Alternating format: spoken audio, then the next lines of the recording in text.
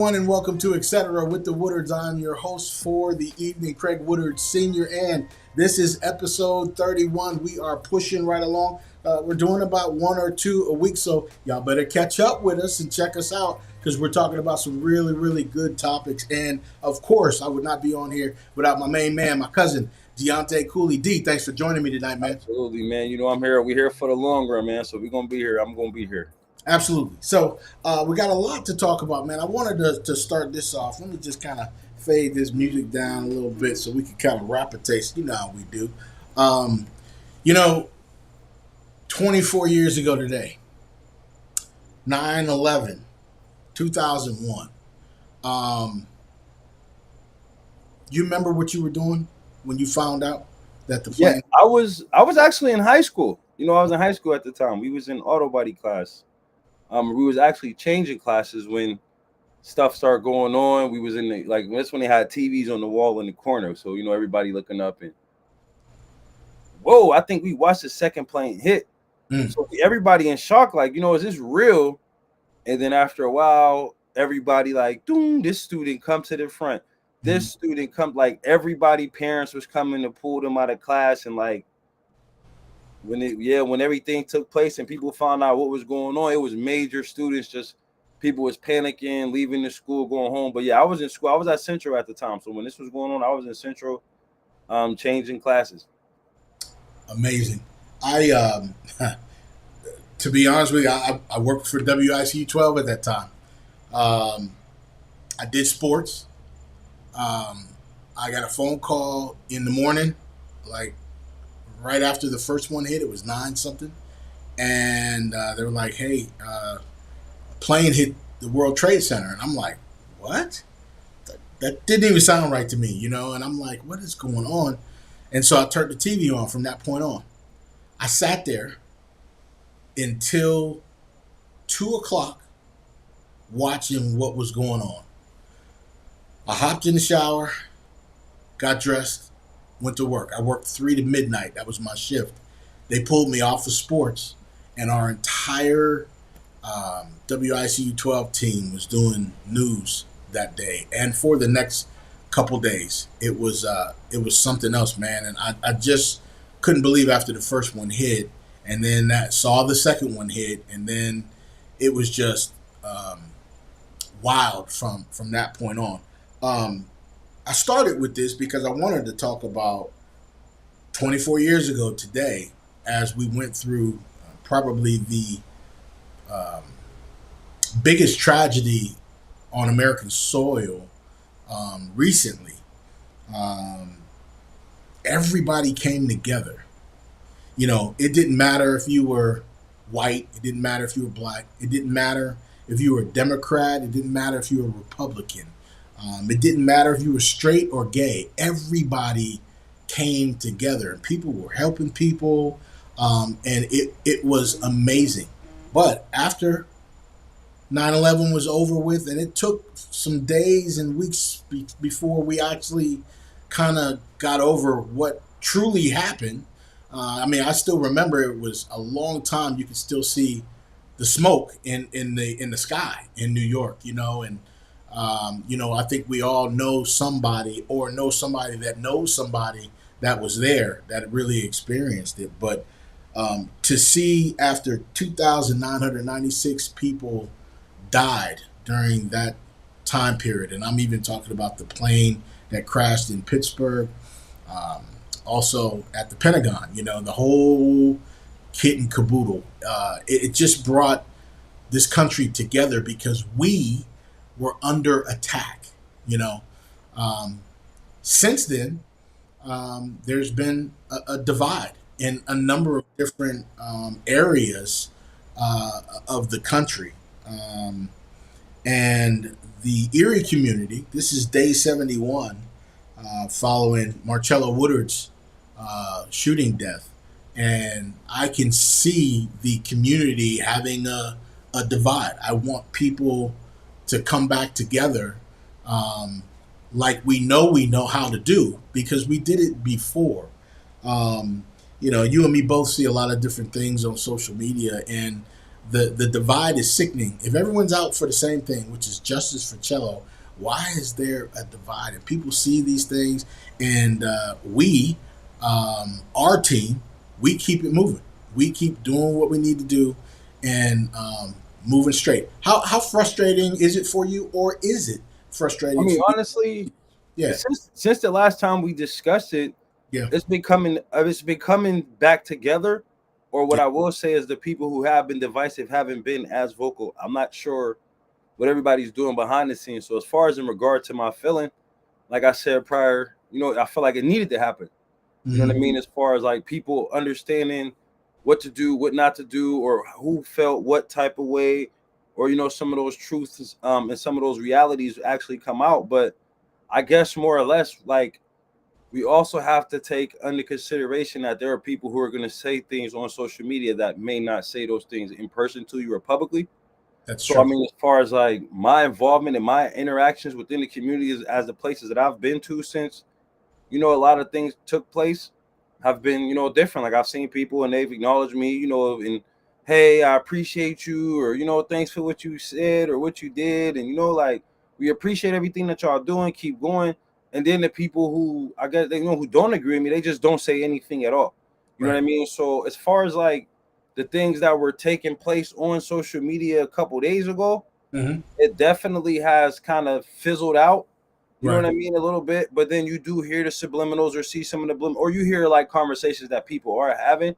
Yeah. But as far as like it dividing people, I think we getting back to the point to where like we said the other day, the people who are really working for justice for for everybody, Hmm. justice for cello for Hmm. everybody are really sticking to going forward and continuing to, and then through all the adversities as well, because we knew it wasn't going to be easy as far as like Yeah. anything that we was opposed to, and that's even up to the weather. You know what I mean? Like it was going to be some obstacles that would come to face, but as far as like being divided, there were other incidents that took place. You know what I mean? Not, and I don't want to dive into that. Kind of made people kind of start looking at one another and looking at their friends and looking at their associates to where it's like, hey, yo, we need to start figuring out what we can do for us as the people. And when Yeah. I say the people, however people categorize the people to them. Yeah. Yeah. Yeah. And I agree with you. I think things have kind of settled a bit. But you bring up a really, really, really good point. Um, we talk about certain things in order to kind of die out the fire a bit before the flames get real heavy. You want to talk about those things and confront them, and just let people know we're not afraid to discuss certain things. But we don't talk about all of the great messages that we get. We get some great feedback from the community, from people that they want to be there but they can't be there, maybe because of their schedule. And when I'm saying be there, it could be whether it's protests or coming down to one of the meetings, city council meeting, county council meeting. We get people that are praising certain things, especially I see people praising your stance all the time, going up and speaking to our elected officials all the time. So we do get some really, really good feedback, and the good feedback does outweigh some of the negative things that we do see. I know when we first started, we saw a lot of negative things, and a lot of that part of it has died down. But you can speak to the feedback that you get. You get a lot of positive feedback, right? Yeah, absolutely. And I think like because when everything had first started, Yeah. it was trendy. And we live in a city, Erie's a city where, like everybody's doing what's trendy, and people were saying, oh, after 2 weeks, y'all gonna be gone. Or Yeah. give it 21 days, y'all will be gone. You know what I mean? But then, as they see us being more consistent, it's like, yo, y'all serious and y'all not playing.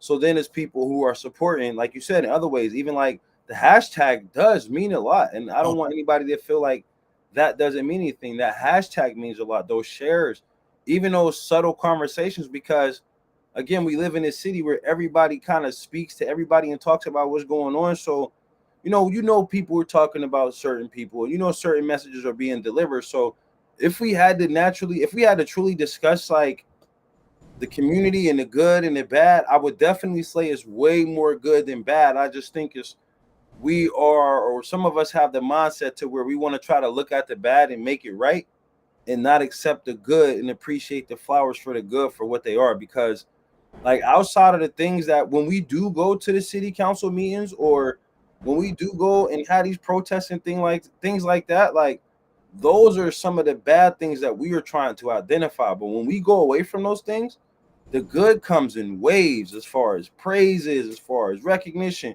Or you'll see some people like post statuses or hop in comments or conversations that you would like to, but it's probably not in your best interest to, that's defending your name or defending the name of the family or defending Cello's name, to where it's just like, yo, because of the consistent work and the consistent push and the endurance of the trend, from, excuse me, I'm quoting that to not be offensive, Yeah. as we've pushed past and pushed through all of that, I believe that people are truly understanding what we mean when we're seeking justice. And now people are even starting to identify some of their own struggles and some of their own problems and how it fits into our cry and our call for justice. And now they're also speaking up as well, because like I've been saying from the beginning, like we've been saying from the beginning, justice does not just mean an arrest, it means change, and change for the people who have a problem with the way things are going. So it'd be good when you at the meetings and you hear people speak about other issues and concerns that they are having that are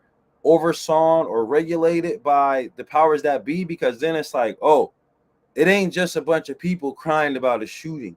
Right. It's not just a bunch of people crying about an arrest.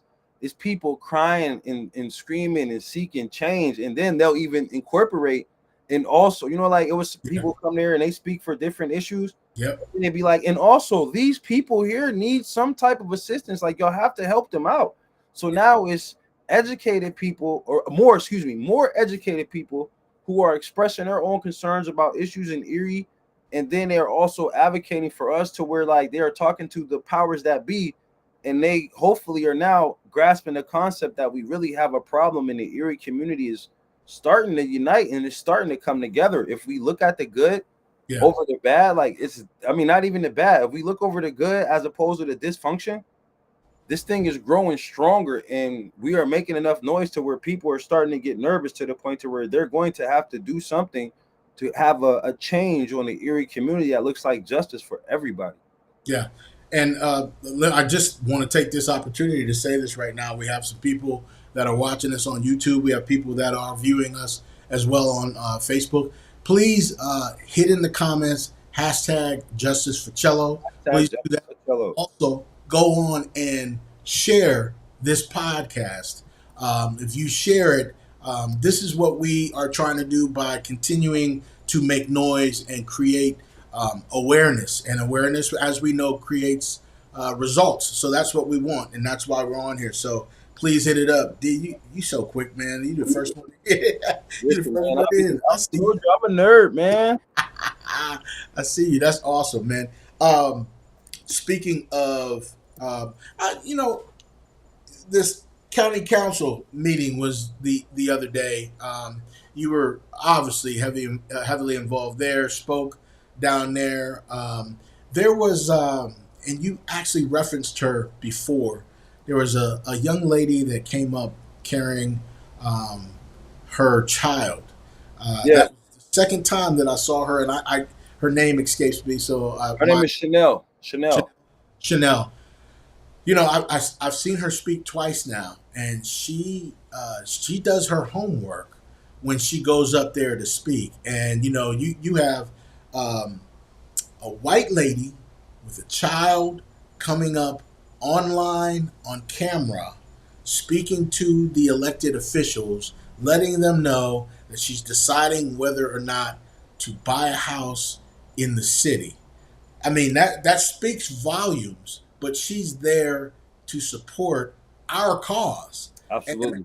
it's amazing. So the diversity that surrounds hashtag justice for cello is immense. It Right. truly is. And it's because of the noise that we've been making all over, from social media, from our podcasts, from our protests, from everything that we've been doing. We've been trying to unite with people that may not look like you and I, but have feelings just like you and I. And the only thing I could think while I see her coming up there is, you know, number one, I'm just hurt that this happened to my cousin. And I pray that this doesn't happen to her son. And I can guarantee that that's probably one of the reasons that pushes her to come up and speak on Cello's behalf, and also bring her child with her. You know what I mean? Listen, man, I will say that, like, when it comes to her, Yeah. like, nothing but the utmost respect for her. And the reason why I say that is because I remember when it all have, when things first took place and we were making a lot of noise, like, she had reached out to me. She was one of those people who reached out to me and said, listen, I'm a white woman, so I don't want to be one of those people who speak and overstep my place. Like, I feel like I would be wrong, but I want to do something. How can I help?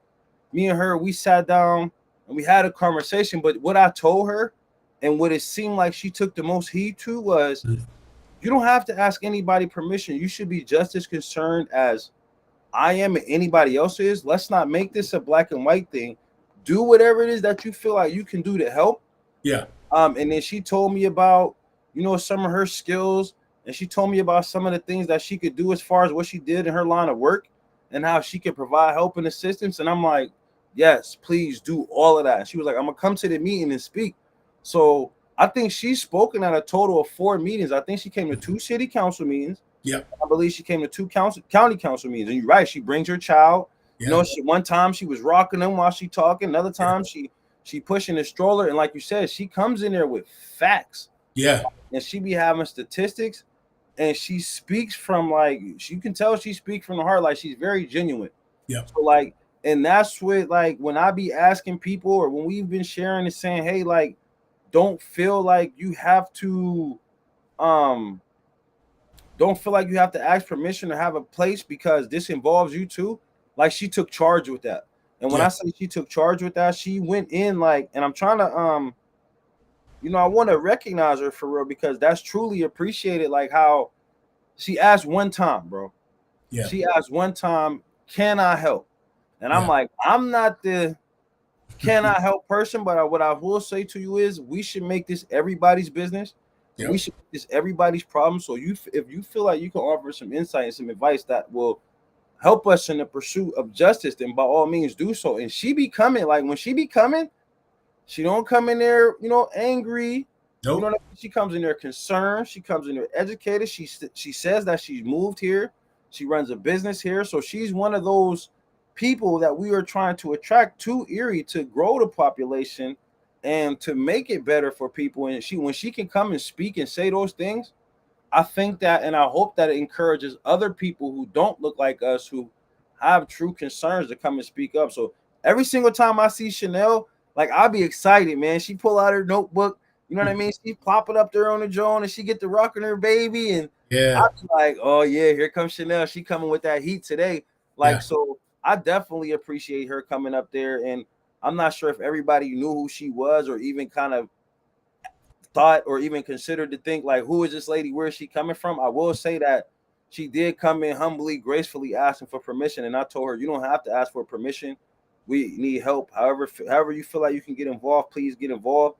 And she's had her foot on the gas, and she's kept it on the gas since then. And I know that she's had some conversations behind the scenes. Yeah. But, like, the best thing about that with her, that I say, when I say it's genuine, it's like, she's willing to put her face on the line. Yeah. She's put her name on the line, and then she even brings her child. Like, she is not playing. And that is, like, one of the most respectful stand-up things that I can say happens with her and what she does. She's not from here, so she doesn't know how things work. And she's coming in here and she's saying, I want to be here. I want to start a family here. I thought it was a great thing to be here. Help me understand and feel like I'm welcome here in Erie, Pennsylvania, if this is a welcoming city. Yeah. And she put it all on the line to where, like, she deserves nothing but the utmost respect. And a lot of people who aren't directly connected, or a lot of people who aren't directly involved, should be and could be taking a lot of notes from Chanel, because she comes down there. Yeah. I don't want to say out of nowhere, because now we know she coming. But at Yes. first it was like she came down there out of nowhere with some, and then she be saying stuff. I'm like, I be wanting to, oh, I ain't know that. And then that she come again. Like it get to the point now that we're like, if I get there first, I'm like, I'm watching the door because I know she finna come in there. So Chanel, if you watching this, like I myself personally appreciate you because you be coming with a lot of facts and a lot of information. And the family, they can leave. Anybody's watching this who appreciates Chanel when she comes through, like, please let her know because this has not been easy for me. You know what I mean? It may have been easy for her. It may not have been easy for her because, like she said, she's not from here or around here. But I know how uncomfortable it is to go to those meetings, to say your name, to know it's on public record, to know that you're speaking to people who have somewhat power or authority in the city that we live in. It's uncomfortable for me. So kudos to her and kudos to everybody. But I'm saying that because you've identified her directly. Like kudos to Chanel for continuously coming up there and putting it all on the line for us. And like you asked me if there's anything that you can do to help, I'm going to extend the same gesture. Like if there's anything that I can do to help you, like let me know as well. So because she be coming, man. I went a little deep on that, but she be coming strong. No, I appreciate that, man. And like I said, Chanel, if you are listening, I'm down here in Tampa, and I watch the meetings online, and I definitely have noticed your passion, your wisdom, your intellect, and your support and love for the family. And we really, really appreciate what you're doing, and you're doing enough. And I want to say thank you. And we transitioned from Chanel to Shamel. And I gotta say, I know Shamel's watching right now. Shamel, talking directly to you. I want to talk to people about also the transition in all these meetings that have gone on since Marcello passed away. At the beginning, there's a lot of rage and anger that we speak with in front of our elected officials. And all of that has kind of calmed down.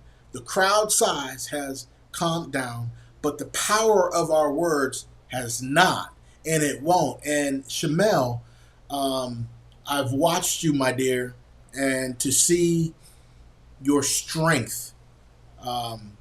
We all have your back, along with the rest of the family. You get in front of this group of people and you're kind. You have forgiven the alleged shooter, Kevin Seelinger. God is in you. He has touched you. And you are an example of how we need to move. And I'm touched from Tampa. And I want to tell you that I see the pain in your face. I hear the pain in your voice. I hear you crying for help. The way that you've conducted yourself has been awesome. It really is. And I can't say it more plain than that. And we'll get to other people, but this is Shamel's moment right now. I just want to take a second and acknowledge you and acknowledge how strong of a woman that I feel that you are, that I know that you are, that we see you being in front of us. And when you stated that you forgave him, that's nothing but God. That's nothing but God. And God is good all the time. And we know that. And I wanted to point that out. And Deontay, you talk with Shamel and Shamir all the time, and we're with them down there. When you heard her speech and you heard her forgive this guy, what did that mean to you, man? Listen, man, I'm not gonna hold you. I was not expecting that. Like, me neither. I mean, when she go up there and speak, it'd be like, man, because like everything that you said is right. Like she's showing a lot of strength, and like it went from her like not being able to speak, right? And then, like you said, I'm gonna speak to her character based on everything that I've seen too, because like I need anybody, because everybody comes back and watches these, and you make your clip. So make sure we make the clip for this. But like, if you watch how the way she has been treated throughout the time that this is taking place, and the way that she has carried herself, Yeah. and the way that she has managed her feelings and her emotions and even her own mental capacity is nothing but amazing and God. Because when it started, and she said these things publicly now, but when it started, she was arrested and she didn't even get to find out. She was praying for him while being interrogated. Yep. She comes home, she finds this out. Days later, she's her character is pretty much assassinated, to where they were saying she set it up or she had Yeah. a role in it. All To then lies. they asking her to come on the news, Yeah. and then she come to the protest. She can barely speak. Yeah. Then she come to the vigil, and she got all of this support. Then on Cello birthday, they dropped this police statement where it says that she said all of these things. Then people had to attack and antagonize her again. Yeah. Mind you, through all of this, she still has to maintain herself as a woman, take care of herself and all of that. Yep. Still has to take care of her household, and then she's still publicly coming. Yes. Like showing her face at the protests, showing her face at the city council meetings, county council meetings. So now the debate is transitioning, Yep. throughout all of the other messy things that I'm not even going to acknowledge on here. Yeah. She had to endure all of this. Then she goes and grabs the microphone at the first county council meeting and says what she says. And she going up there like, she's not yelling. She like, I don't blame none of y'all. I'm not mad at none of y'all. Yep. I know that none of y'all did it. Like, and you got she had the whole room break down in tears, to where like, she come back. And then so this time I'm thinking like, okay, she done got herself together to where she finna go give it to him and let him know how she really feel. Yeah. And she like, I prayed for him and I forgave him. Because I'm at that point, I'm like, the way she been treated, yes, and the things that I've heard and the conversations that I've had with her, I'm like, whatever you want me to do, yep, let's go do it. That's and it. Then hear her say like, I prayed for him, and that hit me in the chest, because I'm like, it hit me down here. I'm like, I don't even know if you know what I mean, and then to hear her say that, like, that's what bothers me the most so much, is like to watch people sit back and not try to help and support her and watch her go through all of these things, like, because he got shot in front of her house. So it ain't like they wasn't together and it's a question about their relationship. There's no question about their love or their connection. You see it all on social media. Erie's a small place, so we all know Cello and Little, as they would say. That was, for it to happen like that, to where it wasn't no mess or nothing like that, and she been rocking out to this point, period. Like, that's a strong woman, man. And like you said, that's nothing but God in her and behind her and with her. And I fully support her, because like, she's endured a lot, and we have yet to see her lose her cool. And the things that I've heard that have been said about her, and the things that I've heard that have been said to her, is just kind of like, how can somebody treat somebody like that after they going through everything and is still out here making noise and still out here fighting for justice, and still she putting her face on the line. Yep. She putting her name on the line. And it's like, at this point, like, she ain't showed nothing but humility, is what I would have to call that. And I don't even know if I have the strength to accept the things that she accepted, and it didn't impact me or affect me like it's going to impact and affect her. So like, yeah, kudos to her for acknowledging that. And like you said, that's nothing but God in her. Man, I'm here for it. Like you said, I talk to them regularly to make sure and check up on them and everything is okay. And what I will say you is, what she said that day, I never heard that, and I did not expect that. You know what I mean? So that was just like, at this point, like, what do we do? Like, should we all just start praying together, or should we ask her, what do we do next? Like, what is the county council going to do? What is the people who watching going to do? Like, what is the people who truly know how? Because at this point, she put it all on the line more than anybody. Yep. She said, this is the love of my life, and we were supposed to spend the rest of our lives together. You know what I mean? She put it on the line more than anybody, and she keeps showing up. She has not had a breakdown to the point to where, she being dramatic, she acting out, she ain't got no business acting like that, saying that, doing. She ain't done nothing of that. She ain't been doing nothing but standing solid and enduring all of the mess that she has to go through, from them criticizing her boyfriend or her fiance, to criticizing her, to talk, making rumors about her, to breaking her name down, to breaking her sister's name down, to literally terrorizing their whole family. And guess what? Yep. 2 days ago, September 9th, Shamel Henderson still got up off her ass Yep. and came to that county council meeting. That's and right. grabbed that microphone and she thanked everybody. She Yep. asked everybody for help. She told them she wasn't mad at them. She said, I prayed for this man.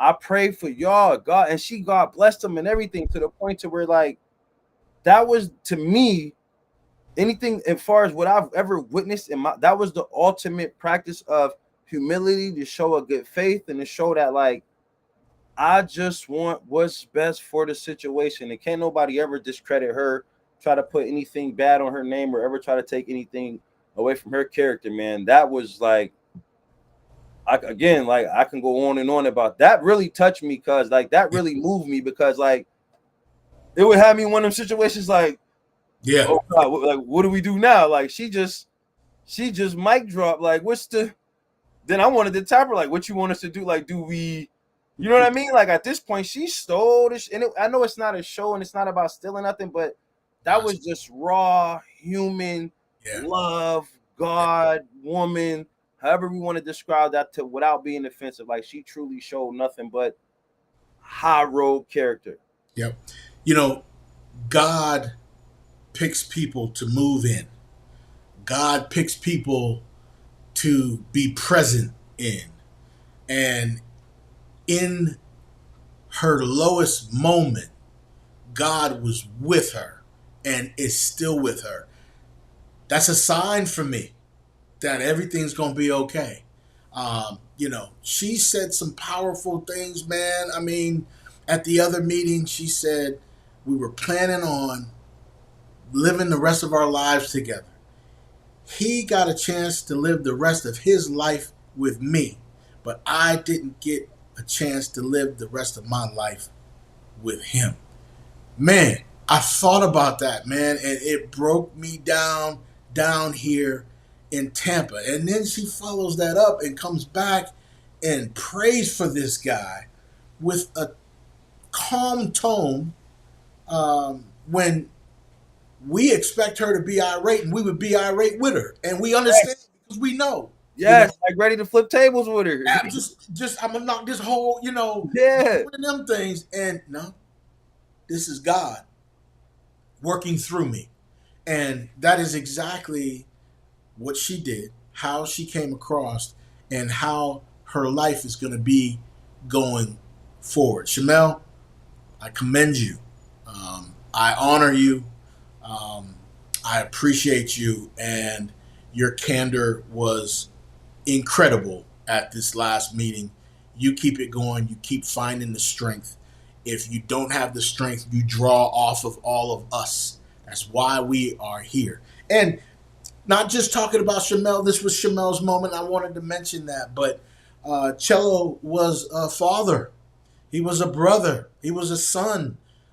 He was a grandson. He was a cousin. He was a friend. Cello was everything to everybody. He wasn't perfect. Neither am I. None of us are perfect. Only God is perfect. And God was present in Shamel for a reason, and it's just amazing to see how things turned out and how these meetings continuing to go. Even though the crowd has toned down, I think the words have picked up, and the strength of what is being said resonates through that building, man. And that was incredible. A lot of great speakers down there. What else you want to highlight from the meeting that we've left out so far? So like this is the thing. Like when it comes to the meetings, and it may seem rude to some people, but I would like to, I don't really explain myself, but what I would like to voice is why I leave after they ask, is anybody else here from the public to speak? The reason why I leave is because when we as the public speak to them as the council, they're not going to speak back to us. There is no dialogue at those moments. It is up to us to just speak to them to express our concerns. They take notes or whatever the case may be, if they decide they want to take notes. And then after they wrap that part up, they all have an opportunity to speak to anything that they would like to before they, close the meeting and stuff like that. Yeah. But the reason why I get up and leave is because we've asked multiple times for some sort of town hall or special meeting to where there can be a conversation with dialogue. So at this point, I'm to the point now to where I believe that we all should keep going. Yep. If there's not anything for us on the agenda, we should keep going and speaking our piece. And after they ask, is anybody else here to speak? We get up and we get out of there, because why should we allow them to just talk to us and we can't ask questions or we can't interact? Or why should we allow, let's say 20 people go in there and speak for 3 minutes? Why do we got to go through an hour worth of talking before they say anything? And then when they look at us emotionless, like that's their job as well. You know what I mean? To, I guess, not show the emotion, but it's insulting. So that's why I continue to emphasize that point as well. And that's why it's at a point to where, okay, if we're going to play Robert Rules of Order, then let's play Robert's Rules of Order. The only people who need to be there to hold a quorum in the meeting is the people who serve the board. Right. So we don't disrupt the meeting when we leave after they clear us. But at the end of the day, if you want to talk to us, and if you're saying that you're going to talk to us and are interested in talking to us, come to where we are. Because it's not, again, I'm going to reiterate, it is not comfortable to go down there and grab that microphone and stand up. Like when I first started doing it, you get anxiety because you don't know what to expect. Is cameras on? Is it going to be on TV? You feel like you in court. You got 7 people sitting here staring at you. So it's like, we've been to 3 and 4, maybe 7 total meetings to speak.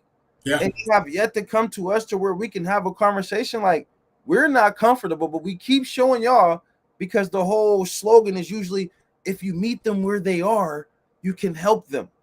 Yeah.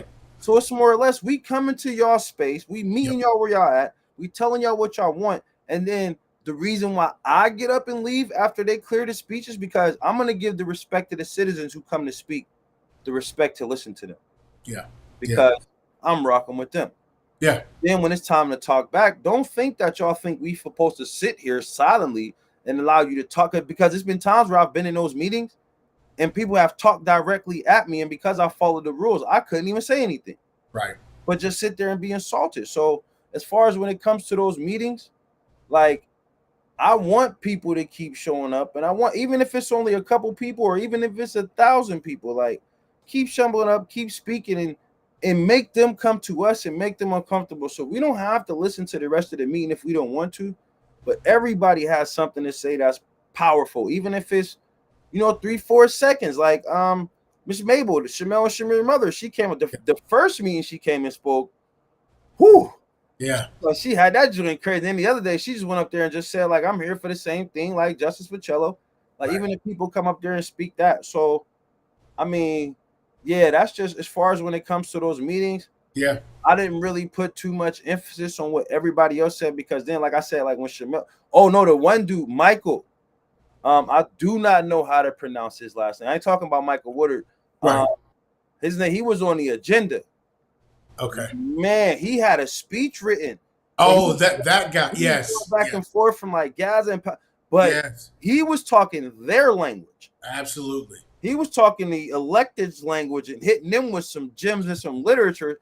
I was sitting behind him because, again, I'm like, community engagement is my thing. So I understand, some of the stuff he talked. Man, when he was dropping some of that knowledge and some of that literature, I'm like, oh, they in trouble. This thing is growing legs and muscles and arms and brains. Yeah.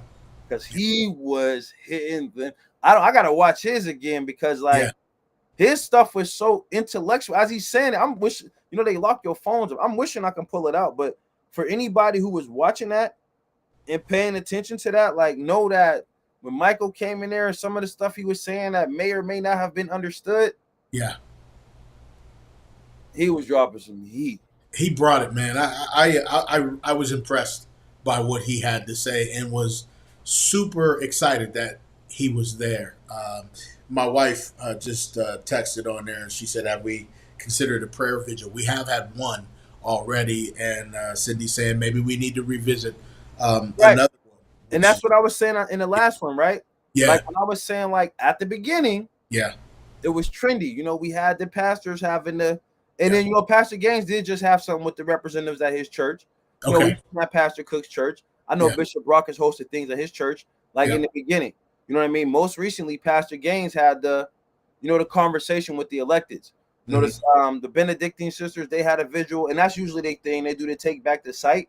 Yep. That's what I was saying in the last one. Like, as far as like some of, I ain't gonna say all anymore, but because of the dissension in the community, this is when we need those other entities to get involved and say, hey, come pray here, come congregate, come eat here, come talk Yeah. here, come whatever, you know what I mean, here, because that's now is the time where we need it at. You know what I mean? Like, we need those prayer vigils now because we're past the trending stage of it. Yeah. When you got people again like Shamil that's going up there and dealing with what she dealing with, or you got people like Snowy that's dealing with what she dealing with, or you got people like Shatiri that's dealing with what they dealing with, like, they need that extra love, they need that extra support, and they don't need to keep seeing the same faces over and over and over and over and over. You know Yeah. what I mean? And neither does the community, and neither does the public need to see the same faces over and over and over and over and over. So now we need some of those people who were speaking about the whole cello situation in the beginning because it was a hot topic thing to Right. come back. You know what I mean? To have those prayer services and to try to host whatever events that people were hosting. And like we had the picnic or in the park. Like, now we need stuff like that. Kids are going back to school, so parents may be stressed out about that. So we need some of those entities to come back and get involved with what we have going on. So yeah, a prayer vigil is a great thing, and maybe a special prayer at the church on a Wednesday evening or a Thursday evening would be a great thing. Maybe something at the community center, a little music and food and community gathering just to talk would be a great thing. Again, that's why we saying, the special meeting and the town hall meetings. Those will be great things right now because we 71 days in, and a Yeah. lot of people don't know what to do or what's going on, and a lot of folks to went back to living their regular lives and not understanding that people are living in hell right now. When you Yeah. talk about, those ladies that I just named, and then when you talk, I don't want to keep naming children, so I'm not going to, Hmm. but when you talk about the children that have to wake up every single day and actually realize that this is their life, this is when the love needs to come in now. We don't need that after the funeral, everybody at the repast, then they disappear when all the fried chicken go in time. We need all of those people who's bringing the chicken in. We Right. need y'all to come back and check back in with the Yeah. family, check back in with the community. Yeah. We need the news to get back involved and start giving us that coverage that they was giving us for the first couple of weeks. That's Like, we right. need to stay relevant. We need to stay prayed up. We need to stay supported. We need to stay strong. Yeah. So that's what I would say as far as, like, you said your wife said in the comments in the prayer vigil, and I see Cindy responded to her. Yep. And they mentioned to some people, but yeah, we definitely did the prayer Hmm. vigils, and we've had hosted the different events in the beginning when they was doing the protest. And I'm not saying to go back to protesting, but when we were having protests, people were coming together. So Yeah. it's more or less like, what can we do to get all of those people to come back together to keep the awareness going, and it doesn't look like a mess, because now people are speaking true, valuable words. People are on the right track. People in the right direction. So now we need that togetherness to come. Now we need that community support to come. Now we need the clergy, the concerned clergy, to come. Now we need the people who have the resources and who have the involvement. We need them to come back because now we need them. In the beginning, it was cool. In the beginning, it was fun. Right. Now it's nasty, it's ugly, and we Yeah. need those to get back involved. Well, and the other thing you bring up a excellent point. Those that had resources early on, we need those people to come back. Why? Because one thing that a lot of people involved here can take advantage of. And I'll just say this, we have our platform here. There's people that watch. Those people know people. Those people know other people. We want to use all of our resources because mental health is something else.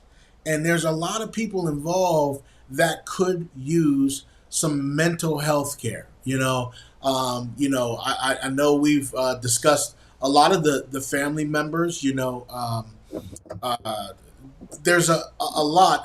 We could even talk about Major. He's 8 years old. Does he really understand what's going on? Can we get someone to possibly offer some services for some of these folks that have been devastated. Shamel would take some of these services if we could get these offered to her for free. We want to make sure that we can touch people that can reach out to these people that need some different kinds of resources. And this is where we use our platform in order to definitely do that. Absolutely. And then like I'm real quick, I just want to say this Yeah, real quick too, because like to some of those people that we speak, I know I can get long-winded, I won't go on this one. Like, and they don't even have to like go through us to be recognized, like, because at this point it's so public, you can reach out to those people indirectly and say, yes. hey, this is what I can do to help you, and we don't have to make a spectacle of it. And like I'm sure that would be appreciated as well. So we just say the names and tag the people to bring awareness to the people on the outside. Yep. Everybody doesn't have to be as public and as vocal as us, but everybody can do something to help and get involved. And there has been a few people that reached out to me already saying, hey, if they need this, let me know. So I'm going to start extending that to some of these folks that I know, and kind of pass them on, and let them see if they want to take the opportunity to take advantage of some of these resources, because any resource is good resource, man. And when you pass the word around and you use your platform in order to do so, everybody wins. And that's definitely what we want to do. I want to talk about just a little bit about why it is important for the county council to consider having a town hall meeting with us, because we all know that the structure of Erie County Council meeting is just that. There's an agenda. It's structured. They have business they have to do. They might have things they have to vote on. It's a structured entity. If we have a town hall meeting with Q&A, then there's the dialogue that Deontay you were talking about. And I'm gonna tell you what, I watched the tail end of the county council when most of the crowd has left at that point, because there is not going to be any dialogue. There's just going to be, okay, y'all got your 3 minutes, y'all got your 3 minutes, you got your 3 minutes, and then they say whatever business they need to at the end. But Andre Horton, you know, great family friend of ours. Me and Kyle graduated high school together. Kyle's Andre's nephew. Dre and Gary are like my uncles. Denise is like my aunt. I love the family, love them, and Dre has been probably one of the realest ones on that county council board. And he spoke eloquently and addressed a lot of different things. Dre would probably be the one that would be able to get, I don't know if he could get the full crew. I don't know if they all support that, but I would imagine that he could probably pull this together if we work with Andre Horton to probably try to set up a town hall meeting with some local people. I mean, think about it, right? We set up a town hall meeting. Is there going to be a lot of people there? There's not that many people that are coming to the council meetings right now. So it's not like it's going to be a big thing, but I think we should definitely push and send at this point, another invitation to try to facilitate this type of forum. What do you think, D? So here's the thing with that. We need to have multiple town hall meetings. And the reason why we have to have multiple, because more than 3 members cannot be there. Because if more than 3 members of council are there, then it's not a town hall meeting. It could potentially turn into the county council meeting. Gotcha. So they all can't hold and serve a space. Okay. We need to have multiple. Okay. And the reason why we also like to have town hall meetings, because we need to have county council, city council, and school board members in the exact same room.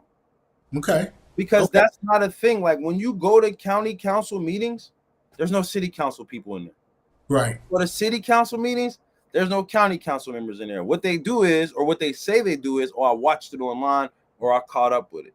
But we don't even see the support in our leadership supporting one another who are making decisions for us collectively as a whole. Right. So if we host a town hall meeting and let's say 2 county council members come to one and 3 city council members come to one, we have 5 elected officials who can have a conversation with the constituents. And then we host another one and we rotate. And let's say we do it every week, so then that way the people who can't make it this week can make it the next week. And you get a chance to rotate the county council members with the school board members, because again, they ran for these seats. We didn't say hey, you want to be this? Hey, they stepped up to say they wanted to do this to hear our concerns. So Right. a good way for them to hear our concerns and it not be a quorum, but for it to be an actual town hall meeting, I Mm-hmm. feel like that would be a good idea. And people are saying, well, why don't y'all do it and invite them? We could. We could host our own and we could invite them and we could get them the opportunity to turn us down. But again, they ran to represent us. So as we're bringing our concerns to them, and they keep saying, well, what do you guys want? We don't know what to do. We don't know what that looks like. Here's a suggestion. Do Mm-hmm. 2 from the city council, 2 from the county council, 2 from the school board. That's 6 people. Maybe ask the mayor or the county executive to be present at one of those. So those are Mm-hmm. 7 people who have a say-so in Erie. And let's start up a rotating schedule to where Yeah. they're talking to the people and we are asking questions about everything, Yes. just who shot, who killed, who's going to jail, what it. But we ask questions about everything, and they truly take our concerns into consideration to understand what justice and change looks like for us. And then Right. they go back into their caucus meetings Uh-huh. and they have conversation and they review the policies. And if there are policies that they can't change, then they reach out to people who are above them because they have the authority to make those calls because of the hierarchy of government, to where they can call up and say, hey, these are the things that we want in either Erie City, Mm-hmm. Erie County, or the Erie Public Schools. And we have representation, we have the data, and we have the numbers of individuals for a fact who also says they want these things. So as far as the county council people, we're not asking them to come talk to us Right. just about arresting somebody. We're asking them to come talk to us about our concerns as citizens who live in Erie City, who live in Erie County, who pay taxes here, who work here, who live here, who are afraid to be here, who have children we are raising here, to do something about our actual concerns in a forum to where it doesn't have to be so formal that I only get 3 minutes to express my concern. Because if I have an aha moment at a county council meeting and if I stand back up, I'm out of order Right. and I'm removed. But if Yeah. we're in a forum where there's a dialogue and there's a conversation, and let's say somebody says something and I say, aha, and I raise my hand, and whoever's the Mm-hmm. moderator comes and they pass me the microphone, and it's now my turn to speak because there is order in this special meeting, but it's not as formal. Then we can get some points across and we can have some conversations there. In my opinion, when Mm-hmm. I'm asking for town hall meetings, Mm-hmm. that is what I want that to look like. And the reason why I want to see it is because I went to one. Rock Copeland hosted one. When Okay. the ICE, and I'm going to continue to reiterate this. I know people are tired of hearing this, and I'm sure he's probably tired of me saying his name. But he hosted a town hall meeting, is what they called it, but that's not a town hall meeting. It was a forum where the public could come and ask questions and speak to their concerns about ICE detainees, Yeah. how they were coming to get them, where they were housing them, how they were transporting them. It was him, Chris Drexel, and Terry Scatella. They're Okay. all 3 members on the county council. And then they also had an attorney. I forget her name, but she is pretty much the representative of the new American and the immigrant population in Erie. She sat at the table and she was answering questions. And when I tell you, it was at the Jefferson, this room was jam packed from wall to wall. People standing up. I'm talking white people, black people, Asian people, people who barely spoke any English from the age of, it was kids in there from babies to 70. And it was great to see people come and ask questions and be able to express their concerns and have some type of conversation with the elected officials. It was beautiful to see. And I went to the county council meeting, followed that, and said, can we have something like this? And then we fast forward, Mm-hmm. Cello gets shot and killed, and we're still asking, can we have something like this? But when it came to the detainees, they were able to do it. So I think and I believe that this is something that's possible to happen. And I Yep. believe that every single elected official who has a say-so in Erie City and Erie County should at least attend one of those meetings until we find justice, because we know the case is not going to get closed in 2 months, 3 months, 6 months. Hell, it might be a year and some change. So Correct. imagine how much progress we can make if we had a rotating schedule of Yeah. town hall meetings for everybody who lives in Erie City or everybody who lives in Erie County who wanted to attend, had the option to attend. And then, so we didn't put too much stress on our electeds, we allowed them to develop a schedule on teams of 2s or 3s, because it's Yeah. always an odd number, of how Mm-hmm. they're going to rotate to these meetings. And then we use the mayor who oversees or who works with the city council, and we use the county executive who works with the county council, and we use a superintendent of the school who works with the schools, to where we have 777, what's that? That's 21. And then you got another 3. So that's 3. That's 24. So out of 24 people, we can get 6 people on a rotating schedule to at least do once every other week to where, and then they go meet and have their conversations and they discuss what the community is discussing amongst themselves. Like, it's not rocket science and it's not that difficult to sit down, talk, listen, take notes, gather, come back, distribute out some information, brainstorm that, discuss that, pick it apart, put it back together and say, okay, this is what we're hearing based on what you're saying. And now we have a strategic plan of how we're going to have an impact in our community and seek justice for Cello, seek justice for the Erie community, seek justice for our constituents and the people who voted for us. So that is why it is important that we continue to go to these meetings. That is why it's important for us to continue to call for a special meeting or a town hall meeting. That is why it's important for we ask our elected officials to come down off of their thrones, off of their pedestals, off of their high chairs, and come and talk to us in the places and spaces where we can feel comfortable talking to them. We don't want to hurt anybody. We don't want to fight anybody. We don't want to scream at anybody. We want to have conversations that are going to promote change. Hey, you said it, cuz this you just laid out what our next events are going to be. We have to make this happen. And I just want to say for the record, this isn't a group thing. This is a community thing. Anybody in the community can try to put this together with our elected officials. So we're going to try to put this exact example together because we can not only affect change and get some answers based on questions that we have right now, we can affect change that can affect us down the line by getting all of them together in the same room and having a discussion with the people that elected them. I mean, this is a brilliant idea, and we have to move on this. We definitely have to move on this and hopefully try to have something in place, or at least that discussion going by next week. So that's going to be one of the things that we definitely want to discuss amongst a number of people, and I can guarantee we'll have a pretty good outcome as far as that is concerned.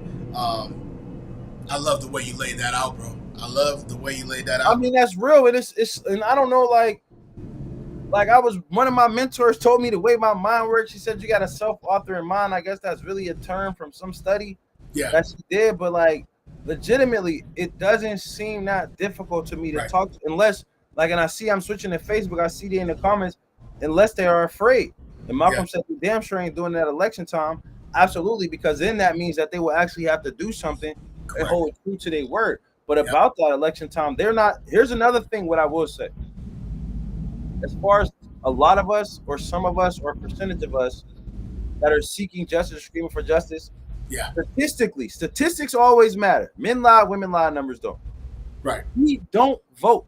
We don't register to vote. Or when we register to vote, we don't come out and vote in these elections for our local officials. They know who's going to vote. It's broken down in the apps. They got a minivan app. You can literally, bro, I can go in. There's an app right now on my phone. I can pull up in every registered voter that's near me. I can get their address and see how often they voted, their percentage and stuff like that. So, like, they know who's voting, who's not voting. So our voices don't matter in their minds because they don't feel like we have the influence over their lives or over their jobs. So we also need to have a vote, and Mr. T does these. Taiwan, we need to have a voter registration drive, and we need to have people register, even if they don't come out and vote. You know what I mean? Like, imagine if within the last day to register to vote, we're running out of time. I think it's like October 2nd. Don't get me wrong, but I know it's beginning of the month. Imagine if the voter registration in Erie, Pennsylvania just went up. 4,000 people just registered to vote. Like, I didn't get in by 525 votes. So imagine if 4,000 new voters just registered. Then they would be like, hold on. That's a game changer. What happened?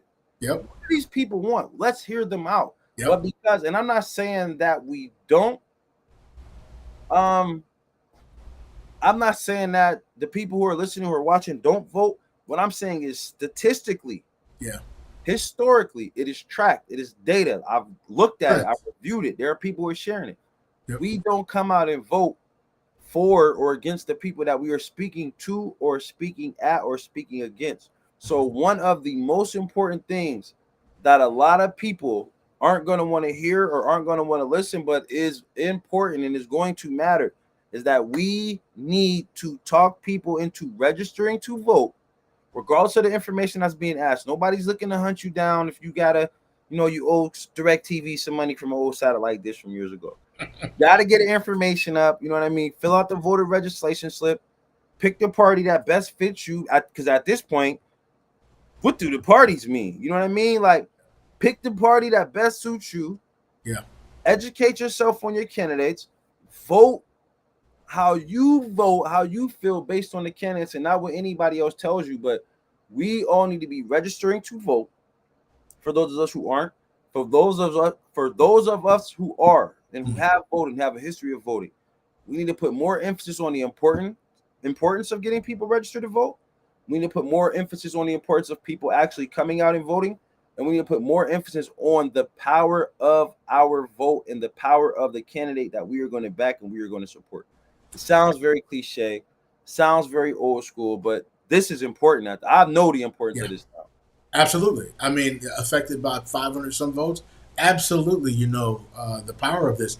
Hey, I don't know the rules. Are we allowed to have a voter registration party and just have people come down and register to vote? Like, is that that's what we could do, right? It's the American way, man. It's the That's American dream. okay. You can't. What you don't do, you can't pay anybody to vote. Right. You can't pay anybody to register to vote. Yeah. There are organizations that pay people to get people registered to vote. But outside of that, the goal is to have every American citizen who is 18 older, who is eligible to vote, to be registered to vote and to actually vote, and to do it in an ethical way. So not to bribe them to vote, not to pay them to register to vote, but to encourage them to register, to encourage them to vote, and to educate them on the process of how to register, how to vote. And it's up to them to do their research on the candidates, but you just encourage them on how to do research on the candidates, not trying to say, oh, don't vote for him because he's a Republican, vote for her because she's a Democrat. Like, at this point, I'm done with the picking the D's over the R's. And now what I'm doing is I'm interviewing and I'm observing people. And if your ideologies and your thoughts align with me and ours and our communities, then them is the routes that we finna start going, man. Because I will say, like, some of the people who was rocking with me when I was running that are part of the Democratic Party have let me down. Yeah. And when I say let me down, I don't mean as far as they owe me anything, but I guess just like as far as a show of character and as far as what I thought we stood for, or they stood for, or how I thought we stood together. Like, a lot of them, they let me down. So at this point, like, I'm voting for who I feel is going to get the job done and who's going to speak for the best interest of me and the people that I love. And you have every right to ask them, what are you going to do for me? It's up to them to answer that question. Right. At the end of the day, you can ask your elected officials, yeah, I'll vote for you, but what are you going to do for me and my people? And leave it up to them on how they answer that question. It's up to them how they answer it. They can be ethical about it or they can be unethical about it. But yeah, we need to come together. And I just shared the voters registration. I think somebody else did too. And yeah. So Michelle shared it as well. Yep. So we just shared the how to register to vote link. And she shared the dates. Like, that information is important. We need to encourage people to do that. Like, again, like I said, we've never really thought it was important. Or I guess when I was younger, I never really thought it was. So the last day to get registered. Hold on. Oh no, I'm looking at this. Hold on. It's gotta be. Yeah, I'm looking at the wrong site, but I did share in the link. All right, but yeah, no, that's what we need to do, man. We need to literally, like, understand the power in the vote, power in registering the vote, and then also knowing the candidates, knowing your candidate and who you're gonna vote for. No, so the deadline, here it is. I'm looking at the application. Okay. 10/20/2025 is the last day to register before the 11/4/2025 election. So there's an election November 4th, 2025. You have to be registered to vote by October 20th. You might as well do it now. Don't wait till the last minute. But it's power in the vote, it's power in the voice of the people. And once Yes. the candidates start recognizing and realizing that, oh wow, these people are serious, then they're going to listen to us. But we don't vote. We have two events that we want to put together very quickly: a town hall meeting and a voter registration party where people can come and register to vote and amongst the community.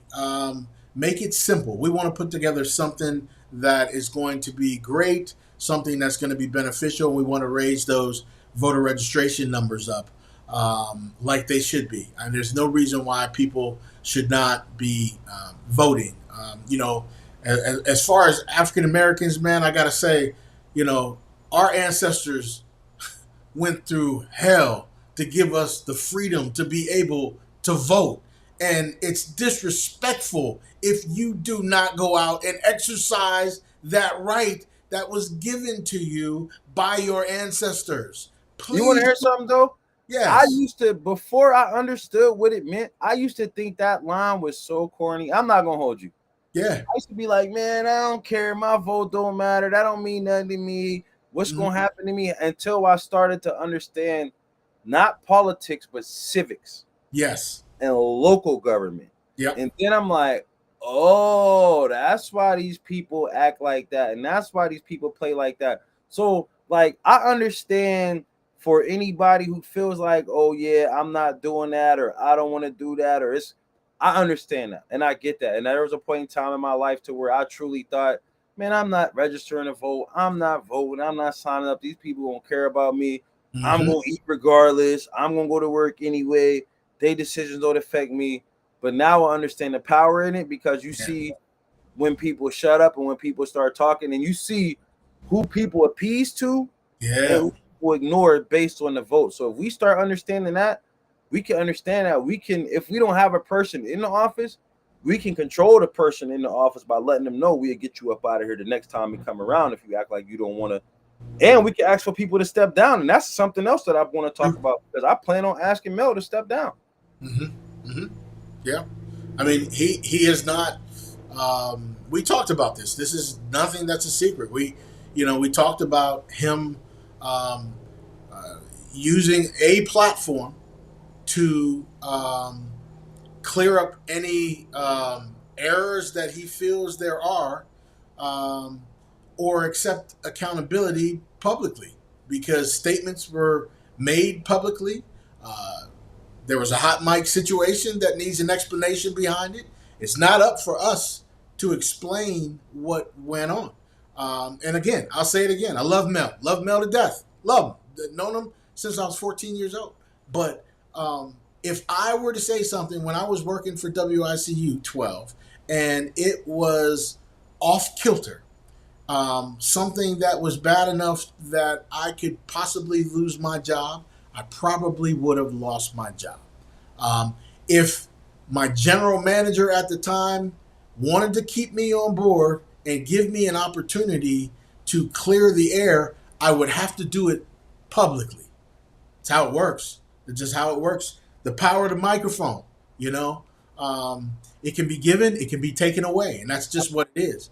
So, Yeah, and like that. So like, and I know again, a lot of people was upset about that, and they may feel like I'm beating a dead horse. But like you said, you made those statements, yeah, made those comments. yep, You sent people to reach out to me to try to clear it up, but you have yet to clear it up. We are now on. This is the second week since this took place. There's another city council meeting next Wednesday. Like so, the last time we was in front of Mel, what yesterday was the third. It was the yes, third. yep, Today's the 11th. There yeah, has yet to be a public statement from the mayor. Now they've made a statement about the mayor and his closing up. You know what I mean? His mhm, since he's not going to be winning and not running again. Like, oh, okay, well the mayor, this is his wrap up. You know, and then they made different statements over the course of the week. But we have yet to hear a statement about who was Mel talking about when he said, "I'll kill you." yep, We have yet to hear a statement about why is it okay for our president to act like that. We right, don't know who he said it to. He was talking about. We don't know if he was talking about you, me, Kathy Shaw, Tyler Titus, Ed Brzezinski, Chuck, Jasmine. We don't know who he said it to, but we know our community was trying to hush us about it, and yeah, that's not okay with me. That's unacceptable to me. And that wasn't no thing to where like, okay, well, maybe if we leave him alone, he'll leave us alone and he gonna be quiet. Like, no, he needs to resign. And the other thing, like, it's some like Brian Shank, he got his show, you know, his podcast, and they made it real about him, the Boots on the Ground show. I'll be listening to them. Like, I'm not biased when it comes to where I get my information from. And it's a group of Republicans who be putting information out there. Correct. You know, they dug up some history and they put some information out there as well. And it's like, yo, people not playing about civics. Yeah. People not playing about government, and we don't have to bow. There are no kings. So even us as Democrats who said they had the no king protest, and they said Donald Trump, like, again, we have a president who will abuse power, who will make threats to public. Like, it was a video shared to where he told, it was a while ago when they came there for Sonya, he told dude, like, yeah, see me outside. Yeah. Like, he invited the dude outside. Yes, then I heard he just recently slapped somebody, and they said he told some other people during the debate, the man with the gold makes the rules. Yes. You know what I mean? And it get to a point to where, like, how long is we willing to accept this for? And then it's even to the point now for the people who justify these behaviors, or for the people who take up for it, or for the people who say leave it alone, it makes me question their character to the point to where, like, instead of me being quiet as time has passed, I'm gonna make more noise, because again, why is this behavior acceptable, but we want our young people to change? Well, think about it. Okay for our president. On that note, my wife just said in the school system down here in Florida, if a student says they're going to kill somebody, they have to go through a threat assessment. What is the protocol when the Erie City Council president tells us that he shot somebody, right, on a hot mic says, I'm going to kill you? And who makes the decision to address that? Is it the mayor? Right. Is it the other 6 council members? Is it the solicitor who's the attorney? Like, why is it that he still gets to have the title of, like, if we get a letter in the mail right now from the city council, he's going to be named president? Yeah. Yeah. How is that okay? And how is that right? It's not. And that's why they have a council, is because if the president is out of line and the other city council members know that he's out of line and they vote to remove him, he's removed. That's what the council is for. That's why they have a vote. That's why they were elected, you know? So follow the process. Trust the process. Absolutely. So it shows a reflection of our leadership as a whole. Yes, yes, because then they become a part of the problem as well, you know? And again, like, that is mind blowing to me. And the reason why I'm keep talking about it is because, like, I get phone calls. It's not threatening, so I'm not worried, about, you know, but I get phone calls about this. People see me in public asking me questions about this. People make jokes about it. Oh, why you do that to Mel? People still watching the reel. It's still getting shared. They trying to act like it ain't happened, like everything is okay and it's just going to go away. Like, for me, it's not going to go away. For anybody else who watches it, they should at least understand where I'm coming from. I'm not saying that you have to agree with me. Right. And a lot of people may even feel like it's personal, but it's just right. Yeah. And right is right and wrong is wrong. And you should not be able to speak like that over a course of period of time. You should not be able to abuse. And then what's crazy is, like, I was having a conversation with my brother. He was like, Mel on his way out anyway. So if anything, he should have been making noise for us. Yes. The first time we came there, he was the first person to try to, he said, if I bang this gavel, I can clear this room. Yes. You on your way out. You're supposed to be like, yeah, these my people. Yes. You know, they came here because I know how they coming, and we gonna get us some answers. Nah, what he did was he turned around and said, watch this. I got him and I'm gonna control him. And it backfired in his face to where he got so nervous, he panicked and he slipped up and said, I shot a man. And then they're following me because it wasn't the same meeting. I said that in the comments. It wasn't the same meeting. Right. Then the following meeting, in the morning meeting, he said what he said, got caught on a hot mic. Yep. So the man keeps sitting. Now they got people reaching out and you're having meetings with other people in the city to try to get me and us to stop talking about you, as opposed to having meetings to get people to help us with justice for Cello. Right. So at this point, he should not be the president of the Erie City Council. We need to be requesting his resignation. Yeah. And for anybody who can write a formal letter, who knows how to write it, please help us and write a letter and submit it to the mayor, address the city council. For anybody who can speak and articulate that and is not afraid to say that in a microphone and look that man in his face and say that, please come down there if you share the same sentiments. If you don't, that is okay. And what I will say to you is, if you are an advocate for Mel Witherspoon and you feel like he should still be there, I also want you to come to the city council meeting on Wednesday and say, we want Mel to stay there, because I'm telling you on Wednesday, I'm going to go down there and I'm going to respectfully ask that he resigns as president and he resigns from city council, and he should not be able to ride out in history on his high horse. And if people don't agree with that, I'm okay with that. Feel free to come down there and say, hey, we love Mel. Mel's done all of these great things for the community, and speak highly of his character and speak highly of all of the things that he's done in the past. Because again, I'm telling you, as long as I'm alive and well to be able to make it to that meeting on Wednesday, I'm coming to the meeting and I'm going to ask for his resignation without saying his name. And I'm going to research the rules, and I'm going to question the rest of the city council and ask them, why haven't they pushed for his removal or requested or vote for his removal and resignation? And I'm also going to question the mayor and ask him, what is his stance and what is his take on it? And why is he still allowing this to take place and go on? So I would encourage anybody who feels the same way to come and ask this man to resign and step down because of what he's shown us. And if it takes for me to go in the archive and make a clip of videos, I'll do that. And I'm asking anybody who feels like they're a strong supporter and a strong advocate for Mr. Well Witherspoon to please come to the meeting on Wednesday and speak on his behalf, because at this point, we're not accepting his behavior. Just because it was a week ago and we have been quiet about it because we moved on to other things and seeking justice for Cello does not mean that we not coming to that meeting and we not keeping our foot on the gas. So this is a public service announcement to know what I'm coming for on Wednesday and what justice for Cello is going to look like for me on Wednesday when I attend that meeting and I say, sir, please step down because you are not helping us. Final comments, parting words here, Deontay.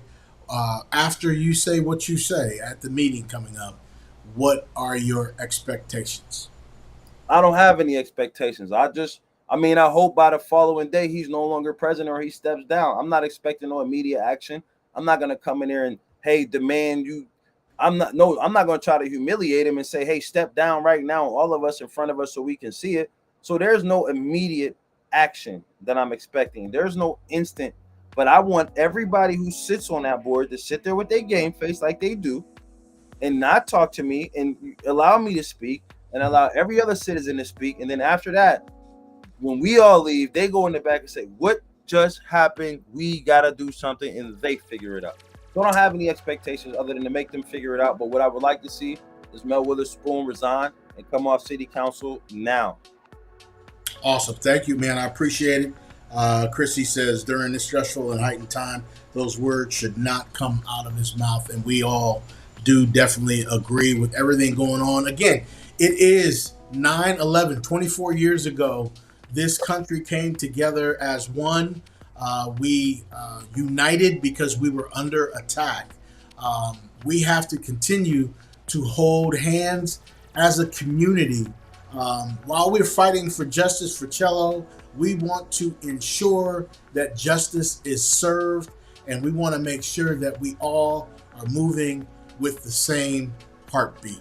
Okay? Appreciate everyone watching. Please follow us on Etcetera with the Woodards YouTube channel. Subscribe, share, like, share our Facebook post. This podcast is going to continue, and we're going to continue to talk about this subject and many others as we move along. Always, for Deontay Cooley, my name is Craig Woodard Sr. We'll see you next week.